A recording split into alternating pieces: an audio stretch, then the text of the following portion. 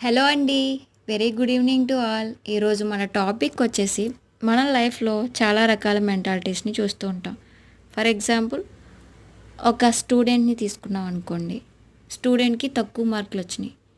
ఈ స్టూడెంట్‌ని కంపేర్ చేసి పీస్ ఆఫ్ మైండ్‌ని పోగొడతారు. ఎలా అంటే రిలేటివ్స్ ఆర్ నైబర్స్, "రేయ్! నీకిన్ని తక్కువ మార్కులొచ్చినాయా? నీకన్నా వాడికి చాలా ఎక్కువ మార్కులొచ్చినాయి" అని కంపేర్ చేస్తూ ఉంటారు.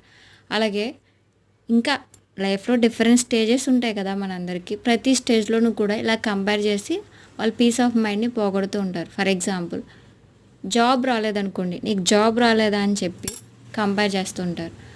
ఒకవేళ జాబ్ వచ్చింది, "రేయ్! నీకు ఇంకా పెళ్లి కాలేదా? నీ వయసోళ్ళందరికీ పెళ్ళయిందని" చెప్పి అక్కడ కంపేర్ చేసి పీస్ ఆఫ్ మైండ్ పోగొడతారు. లేదు పెళ్ళయింది, "రేయ్! నీకు ఇంకా పిల్లలు పుట్టలేదా? నీ వయసోళ్ళందరికీ ఈ పాటికి పిల్లలు పుట్టేశారని" కంపేర్ చేస్తూ ఉంటారు. ఇలా రిలేటివ్స్, నైబర్స్ ప్రతి స్టేజ్‌లో కూడా ప్రతి మనిషిని ప్రతి స్టేజ్‌లో కూడా కంపేర్ చేసి వాళ్ళ పీస్ ఆఫ్ మైండ్‌ని పోగొడుతూ ఉంటారు.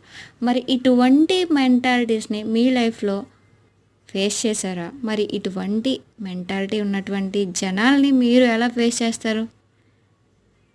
మరి ప్రతి మనిషిలోనూ ఇటువంటి వ్యక్తులు మనం చూస్తూ ఉంటాం. మీరు ఎలా ఫేస్ చేశారనేది కామెంట్ సెక్షన్‌లో కామెంట్ చేయండి. Thank you for watching.